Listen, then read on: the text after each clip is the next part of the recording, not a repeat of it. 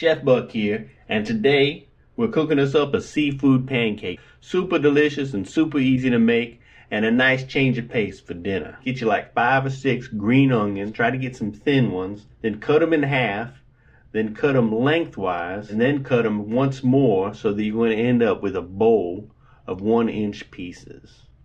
Next, we want to cut us up a little bit of pepper. I'm going to use green pepper. Now, red pepper is better, but whatever kind of hot pepper you want. But get you something with a little bit of kick. And we're going to end up with about 1 teaspoon of finely chopped pepper. Now, since I didn't have any hot red pepper, I'm going to go ahead and throw a little bit of red bell pepper in here. Now, you know, it's not necessary for the flavor, but if you can get a little bit of red in this dish, do it. Because you want to make it a treat for your eyes, not just your taste buds. For seafood, today I'm going to use shrimp and squid, but you can use whatever kind of seafood you want. If you want to throw scallops in there or oysters or clams instead, you know, knock yourself out. But shrimp's a pretty good choice. You want to cut it into chunks, and about 5 or 6 ounces is plenty. If you use more than that, then your pancake will become structurally unstable.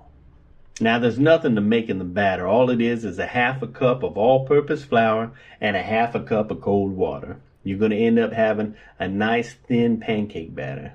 So mix it up well, and if you have to add a drip or drop more water for it to be thin, you go ahead and do that. Then add your peppers and your onions and your seafood to the batter and get it mixed up well and coated up evenly. And now we're ready to take it over to the frying pan and start cooking. Now get your skillet and your oil heated up on medium-high heat and add your batter and get it all spread out nice and evenly.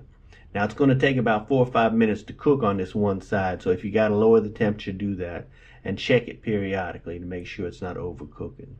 We're going to take 1 well-beaten egg and add it to the top and give the pan a nice shake and get it all spread out so that the egg coats it evenly. Now once your dish starts to brown around the edges, it'll be time for the pancake flip.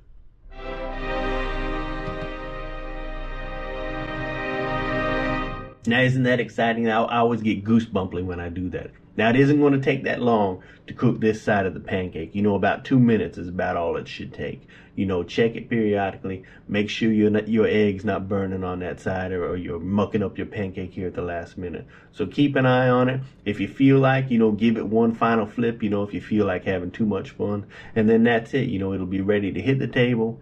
Time to chow down. Look at that. Golden brown color. That's perfecto. Well, give it a try. Let me know what you think. Bon appetit. Thanks for watching, and for more recipes, just go up there and click on the clickety-click.